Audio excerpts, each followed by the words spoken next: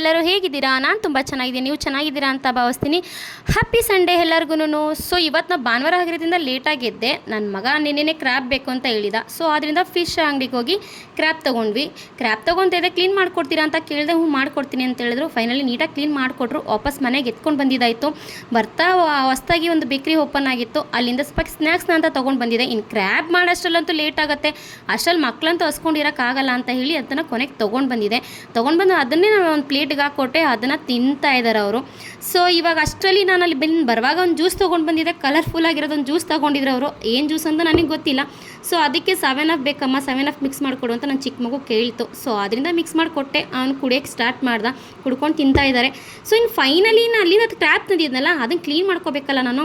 ಅದನ್ನು ಒಂದು ಚಿಕ್ಕದೊಂದು ಬೌಲ್ಗೆ ಹಾಕೊತಾ ಇದ್ದೀನಿ. ನಾನು ತೊಗೊಂಡು ಬಂದಿದ್ದೆ ಅಂತಂದರೆ 1 kg ಕ್ರ್ಯಾಬ್ ತೊಗೊಂಡು ಬಂದಿದೆ. ಸೊ ಕ್ಲೀನ್ ಮಾಡಿ ಫೈನಲಿ ಇಷ್ಟು ಉಳ್ಕೊಂಡಿದೆ ಅದು. ಅವರು ಸ್ವಲ್ಪ ಕ್ಲೀನ್ ಮಾಡಿಕೊಟ್ಟಿದ್ರು. ನಾವು ಕ್ಲೀನ್ ಮಾಡಬೇಕಲ್ಲ, ಅವ್ರು ಇಷ್ಟೇ ಕ್ಲೀನ್ ಮಾಡಿಕೊಟ್ಟಿದ್ರು. ನಾವು ಮನೇಲಿ ಕ್ಲೀನ್ ಮಾಡೋದಿದ್ದೇ ಇರುತ್ತಲ್ಲ. ಸೊ ಅದಕ್ಕೆ 1-2 ಸ್ಪೂನ್ ಅರಿಶಿನ ಹಾಕ್ಕೊಂಡೆ. ಅರಿಶಿನ ಹಾಕ್ಕೊಂಡು ಅದನ್ನೆಲ್ಲ ಸ್ವಲ್ಪ ನೀಟಾಗಿ ಮಿಕ್ಸ್ ಮಾಡ್ಕೊತಾ ಇದ್ದೀನಿ. ಯಾಕೆಂದರೆ ಅದು ಅದರಲ್ಲಿ ಒಂದು ಸ್ಮೆಲ್ ಇರುತ್ತೆ. ಸ್ಮೆಲ್ನೇ ಹೋಗಬೇಕು ಅಂದರೆ ಅರಿಶಿನ ಹಾಕಲೇಬೇಕು. ಪ್ರತಿಯೊಂದಕ್ಕೂ ಅರಿಶಿನ ಹಾಕ್ತೀನಿ ನಾನು. ಸೊ ಅರಿಶಿನ ಹಾಕ್ಕೊಂಡೆಲ್ಲ ಕ್ಲೀನ್ ಮಾಡಿಕೊಂಡೆ. ಇವಾಗ ಅದನ್ನು ನೀಟಾಗಿ ಕ್ಲೀನ್ ಮಾಡಬೇಕು. ನೀಟಾಗಿ ಏನಾಗಿ ಕ್ಲೀನಿಂಗ್ ಪ್ರೊಸೆಸಿಂಗ್ ನಡೀತಾ ಇದೆ. ಸೊ ಅಲ್ಲಿ ನೀಟಾಗಿ ಕ್ಲೀನ್ ಮಾಡಿಕೊಟ್ಟಿದ್ರು. ಆದ್ರೂ ನನಗೆ ಚಿಕನ್ನೇ ಒಂದೊಂದೇ ತೊಳಿತಾ ಇರ್ತೀನಿ ನಾನು. ಅದರಲ್ಲಿ ಇದನ್ನು ಬಿಡ್ತೀನಾ. ಸೊ ಇದನ್ನು ನೀಟಾಗಿ ಕ್ಲೀನ್ ಮಾಡಿ ಅದರಲ್ಲೆಲ್ಲ ಮುಳ್ಳಿದೆ. ಮುಳ್ಳನ್ನ ಕಟ್ ಮಾಡ್ತಾಯಿದ್ದೀನಿ. ಮಕ್ಳಿಗೆ ತಿನ್ನೋಕ್ಕಾಗಲ್ಲ.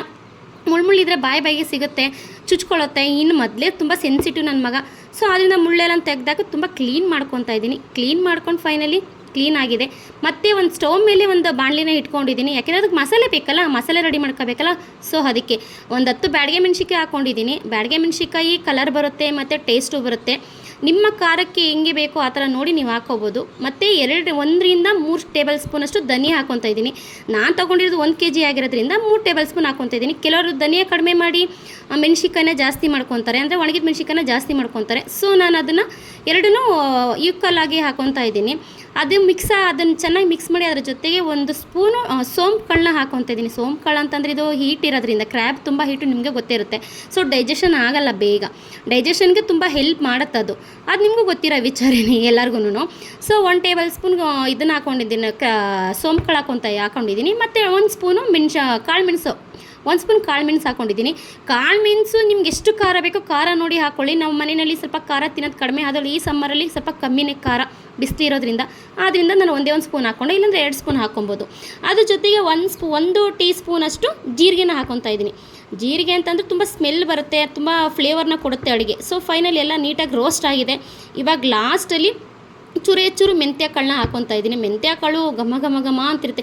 ನಾವು ಯಾವುದೇ ಚಿಕನ್ ಸುಕ್ಕ ಮಾಡಿದ್ರು ಅಷ್ಟೇ, ಮಟನ್ ಸುಕ್ಕ ಮಾಡಿದ್ರು ಅಷ್ಟೇ, ಮೆಂತ್ಯ ಕಾಳನ್ನ ಆ್ಯಡ್ ಮಾಡೋದ್ರಿಂದ ತುಂಬ ಚೆನ್ನಾಗಿ ಒಳ್ಳೆ ಫ್ಲೇವರ್ನ ಕೊಡುತ್ತೆ. ಸೊ ಆದ್ದರಿಂದ ನಾನು ಅದು ಮೆಂತ್ಯ ಕಾಳನ್ನ ಚಿಕನ್ ಸುಕ್ಕ ಆಗಿರ್ಬೋದು, ಮಟನ್ ಸುಕ್ಕ ಆಗಿರ್ಬೋದು, ಇದೇ ಇರ್ಬೋದು, ಎರಡಕ್ಕೂ ನಾನು ಅದನ್ನು ಯೂಸ್ ಮಾಡ್ತೀನಿ. ಫೈನಲಿ ರೋಸ್ಟ್ ಆಗಿದೆ. ಡ್ರೈ ರೋಸ್ಟ್ ಮಾಡ್ಕೊಂಡಿರೋದು, ಎಣ್ಣೆ ಹಾಕಿಲ್ಲ.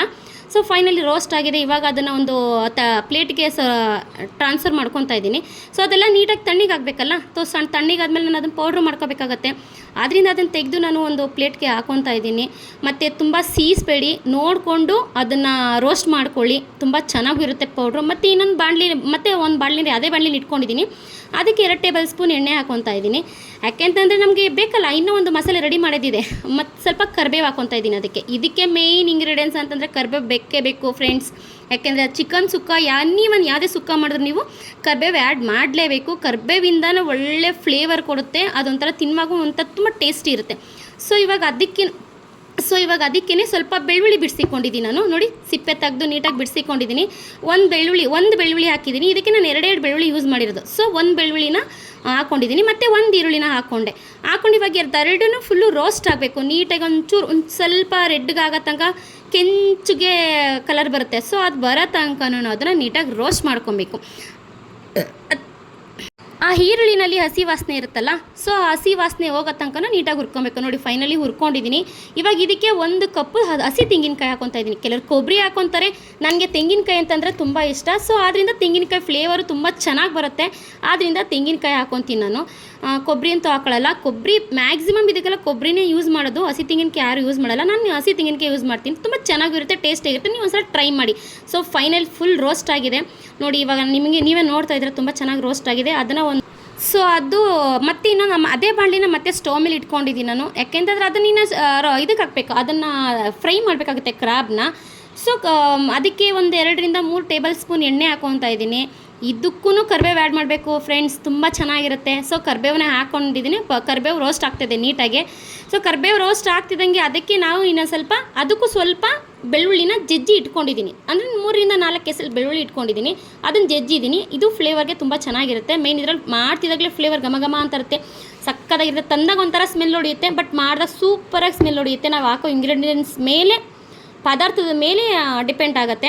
ಸೊ ಇದೆಲ್ಲ ಆದಮೇಲೆ ಇದಕ್ಕೆ ಸಣ್ಣಕ್ಕೆ ಒಂದು ಈರುಳ್ಳಿ ಹಚ್ಚಿಕೊಂಡಿದ್ದೀನಿ. 2 ಬೆಳ್ಳುಳ್ಳಿ ನಾನು ಯೂಸ್ ಮಾಡಿರೋದು, ನೆನ್ಪಿಟ್ಕೊಳ್ಳಿ. ಸೊ ಇದಕ್ಕಿನ್ನೊಂದು ಈರುಳ್ಳಿನ, ಇದಕ್ಕೊಂದು ಈರುಳ್ಳಿನ ಹಾಕೊತಾ ಇದ್ದೀನಿ. ಇದು ಕೂಡ ಅಷ್ಟೇ ಹಸಿ ವಾಸನೆ ಎಲ್ಲ, ಕಂಪ್ಲೀಟ್ಲಿ ಹಸಿ ವಾಸನೆ ಎಲ್ಲ ಹೋಗೋ ಥರ ಹುರಿಬೇಕು, ಚೆನ್ನಾಗಿ ಹುರಿಬೇಕು ನೀಟಾಗಿ. ಯಾಕೆಂದರೆ ಅದನ್ನು ಒಂದು ಬ್ರೌನ್ ಕಲರ್ ಬರಬೇಕು, ಅಂತಂದರೆ ಬ್ರೌನ್ ಕಲರ್ ಅಂದರೆ ಗೋಲ್ಡ್ ಕಲರ್ ಥರ ಬರೋ ತನಕ ನೀಟಾಗಿ ಹುರ್ಕೊತಾ ಇದ್ದೀನಿ. ನೋಡಿ ನೀವು, ನಾನು ಹುರ್ಕೊತಾ ಇದ್ದೀನಿ.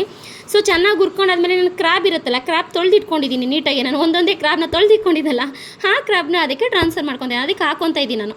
ಸೊ ಆ ಕ್ರಾಬ್ನ ಹಾಕ್ಕೊಂಡು ಆ ಕ್ರಾಬ್ನೂ ಕೂಡ ಅಷ್ಟೇ ನೀಟಾಗಿ ಮಿಕ್ಸ್ ಮಾಡ್ಕೊಬೇಕಾಗತ್ತೆ. ಯಾಕೆಂತಂದರೆ ಅದು ಕ್ರಾಬು ಬೇಗ ಬೇಯೋದಿಲ್ಲ ಫ್ರೆಂಡ್ಸ್.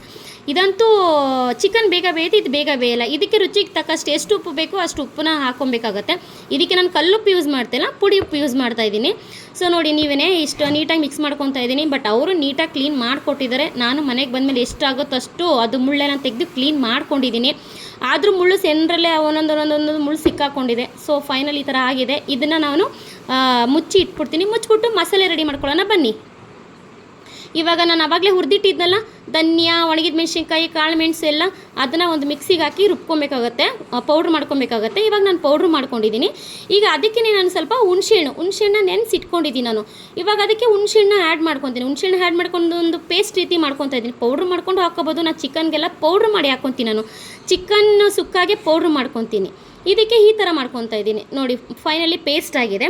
ಈ ಪೇಸ್ಟ್ನ ಎತ್ತಿಕೊಂಡಿದ್ದೀನಿ. 3/4 ಭಾಗ ಮಾತ್ರ ಎತ್ತಿ ಒಂದು ಬಟ್ಲಿಗೆ ಹಾಕ್ಕೊತಾ ಇದ್ದೀನಿ. ಇನ್ನು 1/4 ಭಾಗ ಜಾರಲ್ಲೇ ಉಳಿಸ್ಕೊತಾ ಇದ್ದೀನಿ.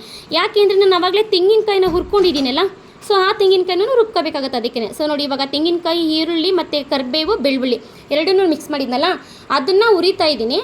ಹುರ್ಕೊಂಡಿದ್ನಲ್ಲ ಅದನ್ನು ಅದಕ್ಕೆ ಹಾಕೊಂಡು ಪೇಸ್ಟ್ ಮಾಡ್ಕೊಂಡಿದ್ದೀನಿ. ನೋಡಿ, ಅಂದರೆ ತರಿಯಾಗಿ ರುಬ್ಕೊಬೇಕು. ಫುಲ್ಲು ನೈಸಾಗಿ ಏನು ರುಬ್ಬಂಗಿಲ್ಲ, ತರಿಯಾಗಿರಬೇಕು. ಯಾಕೆಂದರೆ ಅದು ಸುಕ್ಕ ತಿನ್ನುವಾಗ ಬಾಯಿಗೆ ಅದು ಸಿಗಬೇಕು.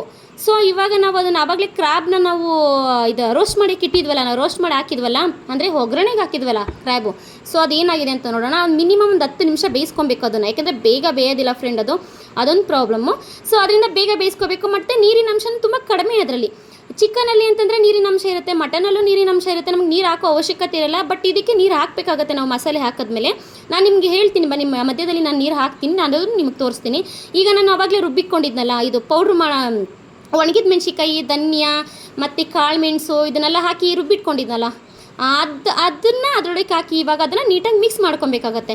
ಯಾಕೆಂದರೆ ಇದು ತುಂಬ ಚೆನ್ನಾಗಿ ಮಿಕ್ಸ್ ಆಗಬೇಕು. ಮತ್ತು ಇದಕ್ಕೆ ಯಾವುದೋ ನಾನು ಮಾಡಿರೋ ಮಸಾಲೆಗಳಿಗೆ ಯಾವಕ್ಕೂ ನಾನು ಉಪ್ಪನ್ನ ಆ್ಯಡ್ ಮಾಡಿಲ್ಲ ಫ್ರೆಂಡ್ಸ್. ಜಸ್ಟ್ ಹಂಗಂಗೆ ಹುರ್ಕೊಂಡು ಹಂಗಂಗೆ ಪೇಸ್ಟ್ ಮಾಡ್ಕೊಂಡಿದ್ದೀನಿ. ಇದಕ್ಕೆ ನಾನು ಇವಾಗ ಎಷ್ಟು ಉಪ್ಪು ಹಾಕಿದ್ದೀನೋ ಅಷ್ಟು ಬಿಟ್ಟರೆ ಇನ್ನು ಎಷ್ಟು ಉಪ್ಪು ಹಾಕಿಲ್ಲ. ಇವಾಗ ಇದಕ್ಕೆ ಒಂದು ಮುಚ್ಚಳ ಮುಚ್ಚಿ ಇಟ್ಬಿಡೋಣ. ಮತ್ತೆ 10-5 ನಿಮಿಷ ಬೇಯಿಸ್ಕೊಬೇಕಾಗತ್ತೆ. ಸೊ ಇದು ತುಂಬ ಬೇಯಬೇಕಾಗತ್ತೆ. ನೋಡಿ ಬೆಂದ ಮೇಲೆ ಈ ಥರ ಆಗಿದೆ, ಫುಲ್ಲು ಒಂಥರ ಡ್ರೈ ಥರ ಆಗಿದೆ. ಅದರಲ್ಲಿ ನೀರೆಲ್ಲ ಕಡಿಮೆ ಆಗಿದೆ, ಡ್ರೈ ಥರ ಆಗಿದೆ. ಸೊ ಇದಕ್ಕೆ ಇವಾಗ ಅದನ್ನು ಚೆನ್ನಾಗಿ ಮತ್ತೆ ಇನ್ನೊಂದ್ಸಲ ನೀಟಾಗಿ ಮಿಕ್ಸ್ ಮಾಡ್ಕೊಬೇಕಾಗತ್ತೆ. ನೀಟಾಗಿ ಮಿಕ್ಸ್ ಮಾಡ್ಕೊಂಡು ಇದಕ್ಕೆ ನಾನು ಆವಾಗಲೇ ತೆಂಗಿನಕಾಯಿನ ರುಬ್ಬಿಟ್ಕೊಂಡಿದ್ದಲ್ಲ, ಆ ತೆಂಗಿನಕಾಯಿನ ನೋಡಿ ಇವಾಗ ಹಾಕ್ಕೊಬೇಕಾಗತ್ತೆ. ಸೊ ಓಕೆನಾ, ಇವಾಗ ಹಾಕ್ಕೊಂಡು ಇವಾಗ ನೀವು ತೆಂಗಿನಕಾಯಿ ಹಾಕಿದ್ಮೇಲೆ ಫ್ರೆಂಡ್ಸ್ ಅದು ತುಂಬಾ ಇದಾಗ್ಬಿಡುತ್ತೆ, ಇನ್ನು ತಳ ಹಿಡ್ಕೊಂಡ್ಬಿಡುತ್ತೆ. ಸೊ ಆದ್ದರಿಂದ ತೆಂಗಿನಕಾಯಿ ಹಾಕಿದ್ಮೇಲೆ ಪದೇ ಮಧ್ಯದಲ್ಲಿ ಎದ್ದು ನೋಡಿ ಅಂದರೆ ಮುಚ್ಚಿಟ್ಟಿರ್ತೀವಿ. ಸೊ ತೆಗೆದು ಮತ್ತೆ ಮಿಕ್ಸ್ ಮಾಡಬೇಕಾಗತ್ತೆ. ಸೊ ನಾನು ಹಂಗೆ ಮಾಡಿದ್ದೀನಿ. ಬಟ್ ಇದರಲ್ಲಿ ಅದನ್ನು ಸ್ಕಿಪ್ ಮಾಡಿದ್ದೀನಿ. ನಾನು ಅದನ್ನು ಮತ್ತೆ ಪದೇ ತಿರ್ಸೋದನ್ನು ತೋರಿಸಿಲ್ಲ ನಾನು ನಿಮಗೆ. ಸೊ ಇದೇ ಪ್ರೊಸೆಸಲ್ಲಿ ಮಿಕ್ಸ್ ಮಾಡ್ಕೊಬೇಕಾಗುತ್ತೆ. ಇವಾಗ ಇದ್ರೊಳಗೆ ಸ್ವಲ್ಪ ಇವಾಗ ನಾನು ಯಾವ ಜಾರಲ್ಲಿ ಮಸಾಲೆ ಹಾಕಿದ್ನ ಅದೇ ಜಾರಿನಲ್ಲಿ ಅರ್ಧ ಅಂದರೆ 3/4 ಜಾರಷ್ಟು ನೀರು ಹಾಕ್ತಾಯಿದ್ದೀನಿ. ಯಾಕೆಂದರೆ ಬೇಯಬೇಕು. ಅದಕ್ಕೆ ಅದು ಕ್ರ್ಯಾಬ್ ಇರುತ್ತಲ್ಲ, ಆ ಕ್ರ್ಯಾಬು ಮಟನ್ಗೆಲ್ಲನೂ ಇದು ಮಸಾಲೆ ಹಿಡ್ಕೋಬೇಕು. ಸೊ ಆದ್ದರಿಂದ ಇದಕ್ಕೆ ನೀರಿನ ಅವಶ್ಯಕತೆ ಇದ್ದೇ ಇರುತ್ತೆ. ಚಿಕನಿಗಂತೂ ನೀರು ಬೇಕಾಗಿಲ್ಲ. ಸೊ ಇದೆಲ್ಲ ನೀಟಾಗಿ ಮಿಕ್ಸ್ ಮಾಡ್ಕೊತಾ ಇದ್ದೀನಿ ನಾನು. ನೀಟಾಗಿ ಮಿಕ್ಸ್ ಮಾಡ್ಕೊಂಡು ಈಗಲೇ ತಳ ಹಿಡಿತೈತೆ. ಆದಷ್ಟು ನಾನು ಎಲ್ಲನೂ ನೀಟಾಗಿ ನಿಧಾನಕ್ಕೆ ಸ್ಲೋ ಉರಿನಲ್ಲಿ ನಾನು ಮಾಡ್ತಾ ಇದ್ದು. ಉರಿ ಇಟ್ಬಿಟ್ರೆ ಏನಾಗುತ್ತೆ, ಮತ್ತೆ ತಳ ಹಿಡಿದ್ಬಿಡುತ್ತೆ. ಆಮೇಲೆ ಒಂಥರ ಸ್ಮೆಲ್ ಬಂದುಬಿಡುತ್ತೆ. ಇಷ್ಟೊಂದು ಕಷ್ಟಪಟ್ಟು ಮಾಡಿ ಮತ್ತೆ ತಿನ್ನೋಕ್ಕಾಗದಿರೋ ಥರ ಆಗಿಬಿಡುತ್ತೆ. ಸೊ ಆದ್ದರಿಂದ ಇವಾಗ ಮಾತ್ರ ನೀವು ಲೋ ಫ್ಲೇಮಲ್ಲಿ ಮಾಡ್ಕೋಬೇಕು. ಮತ್ತು ಮುಚ್ಚಿಟ್ಟು ಒಂದು 10-15 ನಿಮಿಷ ಬೇಯಿಸ್ಕೊಂಡ್ಮೇಲೆ ನೋಡಿ ಫೈನಲಿ ಈ ಥರ ಇದೆ. ಇದಕ್ಕೆ ಲಾಸ್ಟಲ್ಲಿ ನಾನು ತುಪ್ಪ ಹಾಕ್ತಾಯಿದ್ದೀನಿ. 2 ಟೇಬಲ್ ಸ್ಪೂನ್ ತುಪ್ಪ ಹಾಕ್ತಾಯಿದ್ದೀನಿ. ಈ ತುಪ್ಪ ಬಂದು ನಾವು ಮನೆಯಲ್ಲೇ ಊರಿಂದ ಬೆಣ್ಣೆ ತೊಗೊಬಂದು ಮನೆಯಲ್ಲೇ ಕಾಯಿಸಿಟ್ಕೊಂಡಿರೋಂಥ ತುಪ್ಪ. ಸೊ ತುಂಬ ಚೆನ್ನಾಗಿದೆ. ನಾವು ಊರಿಂದ ತಂದಿರೋದು ಹಸಿವಿಂದು ಬೆಣ್ಣೆ ತಂದು ನಮಗೆ ತುಪ್ಪನ ಕಾಯಿಸ್ಕೊಟ್ಟಿರೋದು ನಮ್ಮ ತಾಯಿಯವರು. ತುಂಬ ಫ್ಲೇವರ್ ಆಗಿದೆ, ತುಂಬ ಚೆನ್ನಾಗಿದೆ. ತುಪ್ಪ ಹಾಕಿದ್ಮೇಲೆ ಅಂತೂ ಅದ್ರ ಫ್ಲೇವರ್ ಸುಕ್ಕ ಫ್ಲೇವರೇ ಅಲ್ಟಿಮೇಟ್ ಆಗಿರುತ್ತೆ ಫ್ರೆಂಡ್ಸ್, ಸಕ್ಕತ್ತಾಗಿರುತ್ತೆ. ನೀವು ಒಂದ್ಸಲ ಮನೇಲಿ ಮಾಡ್ಕೊಂಡು ನೋಡಿ, ತಿನ್ನೋಡಿ, ಸೂಪರಾಗಿದೆ, ಚೆನ್ನಾಗಿದೆ. ಫೈನಲಿ ಸುಕ್ಕ ಇದು ಕ್ರ್ಯಾಬ್ ಸುಕ್ಕ ಅಂತೂ ರೆಡಿಯಾಗಿದೆ, ನೀವು ನೋಡ್ತಾನೆ ಇದ್ದೀರಾ. ಬಟ್ ಅದಕ್ಕೆಲ್ಲ ಮಸಾಲೆ ಎಲ್ಲ ಹಿಡ್ಕೊಂಡು ತುಂಬ ಚೆನ್ನಾಗಿ ಮಾತ್ರ ಒಳ್ಳೆ ಘಮ ಘಮ ಘಮ ಘಮ ಅಂತ ಇದೆ ಫ್ರೆಂಡ್ಸ್. ಫೋನಲ್ಲಂತೂ ಸ್ಮೆಲ್ನ ತೋರ್ಸೋಕ್ಕಾಗಲ್ಲ. ಸೊ ತುಂಬ ಒಳ್ಳೆ ಫ್ಲೇವರ್ ಇದೆ, ತುಂಬ ಚೆನ್ನಾಗಿದೆ. ನೀವು ಒಂದ್ಸಲ ಒನ್ ಟೈಮ್ ಯಾವಾಗಲೂ ಒನ್ ಟೈಮ್ ಈ ಥರ ಮಾಡ್ಕೊಂಡು ನೋಡಿ ಹೇಗಿತ್ತು ಅಂತ ನನಗೆ ಕಮೆಂಟ್ ಬಾಕ್ಸಲ್ಲಿ ಬಂದು ಕಮೆಂಟ್ನಲ್ಲಿ ತಿಳಿಸಿ ಹೇಗಿತ್ತು ಅಂತ, ಓಕೆನಾ. ಈಗ ಫುಲ್ಲು ಫೈನಲಿ ಎಲ್ಲ ನೀಟಾಗಿ ಆಗಿದೆ, ನೀಟಾಗಿ ಕ್ಲಿಯರ್ ನೀಟಾಗಿ ಒಂಥರ ಗಟ್ಟಿಗೆ ಸುಕ್ಕ ಹೇಗೆ ಬರುತ್ತೋ, ಚಿಕನ್ ಸುಕ್ಕ ಹೇಗೆ ಬರುತ್ತೋ ಸೇಮ್ ಅದೇ ಥರನೇ ಬಂದಿದೆ. ನೀವು ಅಂದ್ಕೊಂಡಿರ್ತೀರಾ ಅಲ್ಲ ಅಭಿಲಾಷರ್ ನೀವು ಇಷ್ಟೊಂದು ನೀರು ಹಾಕೋದ್ರಲ್ಲ ಅದು ನಿಜವಾಗ್ಲೂ ಚೆನ್ನಾಗಾಗುತ್ತಾ ಅಂತ. ಸೊ ಕ್ಲಿಯರ್ ಆಗಿದೆ, ಚೆನ್ನಾಗಿ ಬಂದಿದೆ ಕೂಡ. ಇದನ್ನು ಮುಚ್ಚಿ ಸೈಡಲ್ಲಿ ಎತ್ತಿಕೊತೀನಿ. ಸೈಡಲ್ಲಿ ಎತ್ತಿಕೊಂಡು ಇವಾಗ ಅದಕ್ಕೆ ಕಾಂಬಿನೇಷನ್ಗೆ ಏನಾದ್ರು ಬೇಕಲ್ಲ, ಸೊ ಅದರಿಂದ ಒಂದು ಪಾತ್ರೆಯಲ್ಲಿ ನೀರು ಇಟ್ಕೊತಾ ಇದ್ದೀನಿ. ನೀರು ಇಟ್ಕೊಂಡು ರಸಕ್ಕೆ ಅಂತೇಳಿ ನಾನು ಟೊಮೆಟೊ ಬೇಯಿಸ್ಕೊತಾ ಇದ್ದೀನಿ. 3 ರಿಂದ 4 ಟೊಮೆಟೊ ಹಾಕೊಂಡಿದ್ದೀನಿ, ಹುಳಿ ಟೊಮೆಟೊ ಹಾಕೊತಾ ಇದ್ದೀನಿ ನಾನು. 3 ರಿಂದ 4 ಹುಳಿ ಟೊಮೆಟೊ, ಒಂದು 7 ರಿಂದ 8 ಹಸಿಮೆಣ್ಸಿಕಾಯಿ, ನಮ್ಮ ಖಾರಕ್ಕೆ ಅನುಗುಣವಾಗಿ ಹೆಂಗಿರುತ್ತೋ ಆ ರೀತಿ ಖಾರಕ್ಕೆ ಅಂತ ಹಸಿಮೆಣ್ಸಿಕಾಯಿನ ಹಾಕೊತಾ ಇದ್ದೀನಿ.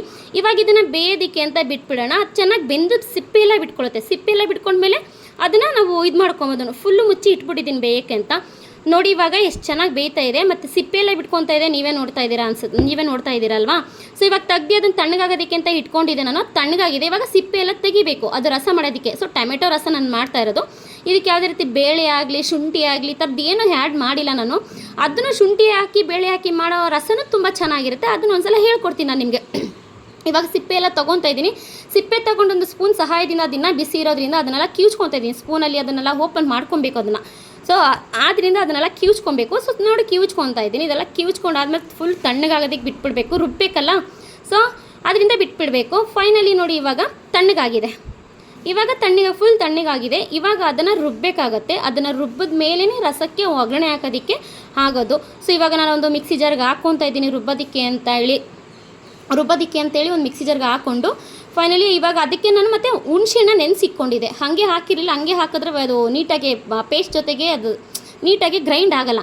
ಸೊ ಅದರಿಂದ ಹುಣಸೆಹಣ್ಣು ನೆನೆಸಿಕ್ಕೊಂಡಿದ್ದೆ ನಾನು. ಹುಣಸೆಹಣ್ಣು ಕೂಡ ಅದರೊಳಗೇ ಹಾಕ್ಕೊತಾ ಇದ್ದೀನಿ. ಹುಣಸೆಹಣ್ಣು ನಾನು ಅದರೊಳಗೆ ಹಾಕ್ಕೊಂಡು ನೀಟಾಗಿ ಇವಾಗ ಫೈನ್ ಪೇಸ್ಟ್ ಮಾಡ್ಕೊಳ್ಳೋಣ. ನೋಡಿ ಈ ರೀತಿ ಪೇಸ್ಟ್ ಆಗಿದೆ. ಸೊ ಪೇಸ್ಟ್ ಮಾಡ್ಕೊಂಡಾಯ್ತು, ಪೇಸ್ಟ್ ಆಗಿದೆ. ಇವಾಗ ಈ ಪೇಸ್ಟ್ನ ನಾವೇನು ಮಾಡಬೇಕಾಗುತ್ತೆ, ರಸಕ್ಕೆ ಒಗ್ಗರಣೆ ಮಾಡ್ಕೊತೀನಿ. ಈ ಪೇಸ್ಟ್ ಒಳಗಡೆ ನಾನು ಅವಾಗಲೇ ಬೇಯಿಸಿಕೊಂಡಿದ್ದಲ್ಲ ಟೊಮೆಟೊ ಜ್ಯೂಸ್ನ ನೀರಿನ ಅದರೊಳಗೆ ಹಾಕ್ಕೊತೀನಿ. ಸೊ ಇವಾಗ ಸ್ಟವ್ ಮೇಲೆ ಒಂದು ಪಾತ್ರೆ ಇಟ್ಕೊಂಡಿದ್ದೀನಿ. ಆ ಪಾತ್ರೆಗೆ 2 ರಿಂದ 3 ಸ್ಪೂನಷ್ಟು ಎಣ್ಣೆನ ಹಾಕ್ತಾಯಿದ್ದೀನಿ ನಾನು. ಸೊ ಎಣ್ಣೆ ಹಾಕಿದ್ಮೇಲೆ ಇವಾಗ ಅದಕ್ಕೆ ಸ್ವಲ್ಪ ಸಾಸಿವೆ ಜೀರಿಗೆ ಅಂತೂ ಬೇಕೇ ಬೇಕು ರಸಕ್ಕೆ, ಅದು ನಿಮಗೂ ಗೊತ್ತಿರೋ ವಿಚಾರನೀಯ. ಸೊ ದಿಢೀರ್ನೇ ರಸ ಆಗೋವಂಥದ್ದು ಇದು. ದಿಢೀರ್ನೇ ಮಾಡ್ಕೊಬೋದು, ಫಾಸ್ಟಾಗಿ ಮಾಡ್ಕೊಬೋದು. 1 ಸ್ಪೂನು ಜೀರಿಗೆ ಹಾಕ್ಕೊತಾ ಇದ್ದೀನಿ. ಅದೆರಡೂ ಚಟಪಟ ಅಂತ ಸಿಡಿದು ಅದ್ರ ಎರಡು ಸ್ಮೆಲ್ಲು ತುಂಬ ಚೆನ್ನಾಗಿ ಬರುತ್ತೆ. ಇದು ರಸಕ್ಕೆ ಮೇಯ್ನ್ ರಸಕ್ಕೆ ಬೇಕಾಗಿರೋದೆ ಈ ಜೀರಿಗೆ ಮತ್ತು ಸಾಸಿವೆ. ಸೊ ಇದೆರಡರಿಂದ ಅಷ್ಟು ಚೆನ್ನಾಗಿರುತ್ತೆ. ಮತ್ತು ಇದಕ್ಕೂ ಅಷ್ಟೇ ಬೆಳ್ಳುಳ್ಳಿನ 3 ರಿಂದ 4 ಬೆಳ್ಳುಳ್ಳಿನ ಜಜ್ಜಿಟ್ಕೊಂಡಿದೆ. ಸೊ ಅದನ್ನು ಕೂಡ ಇವಾಗ ಅದರಲ್ಲೇ ಹಾಕ್ತಾಯಿದ್ದೀನಿ. ಯಾಕೆಂದರೆ ತುಂಬ ಹೊತ್ತು ಗ್ಯಾಪ್ ಕೊಟ್ಟರೆ ಅದು ಮತ್ತೆ ಸೀದೋಗ್ಬಿಡುತ್ತೆ. ಸೊ ಆದ್ದರಿಂದ ಸ್ಟವ್ನ ಕಡಿಮೆ ಮಾಡ್ಕೊಂಡಿದ್ದೀನಿ. ಈ ಟೈಮಲ್ಲಿ ಕಮ್ಮಿ ಮಾಡಿಕೊಂಡ್ರೆ 5 ರಿಂದ 6 ಗುಂಡು ಮೆಣಸಿಕಾಯಿ ಅಂತ ಬರುತ್ತೆ. ಕೆಲವರು ಟೊಮೆಟೊ ಮೆಣಸಿಕಾಯಿ ಅಂತಾರೆ, ಕೆಲವರು ಒಬ್ಬೊಬ್ಬರು ಒಂದೊಂದು ಥರ ಕರೀತಾರೆ. ನಾವು ಅದನ್ನು ಗುಂಡು ಮೆಣಸಿಕಾಯಿ ಅಂತ ಹೇಳ್ತೀವಿ. ಸೊ ಗುಂಡಿಗಿರುತ್ತಲ್ಲ ಮೆಣಸಿಕಾಯಿ, ಅದನ್ನು ಹಾಕಿದ್ದೀನಿ. ಸೊ ಅದ್ರ ಜೊತೆಗೇ ಮತ್ತು ಕರಿಬೇವು ಕೂಡ ಆಮೇಲೆ ಆ್ಯಡ್ ಮಾಡ್ಕೊಂಡೆ ನಾನು. ಮೆಣಸಿಕಾಯಿ ಹಾಕಿದ್ಮೇಲೆ ಕರಿಬೇವನ್ನ ಆ್ಯಡ್ ಮಾಡ್ಕೊಂಡಿದ್ದು, ಅದೆಲ್ಲ ಆದಮೇಲೆ ಆ್ಯಡ್ ಮಾಡ್ಕೊಂಡಿದ್ದು. ಮತ್ತು ಇವಾಗ ಒಂದು ಸ್ವಲ್ಪ ಹಿಂಗೆ ಹಾಕ್ಕೊತಾ ಇದ್ದೀನಿ. ಇದಕ್ಕೆ ಹಿಂಗೆ ಬೇಕೇ ಬೇಕು.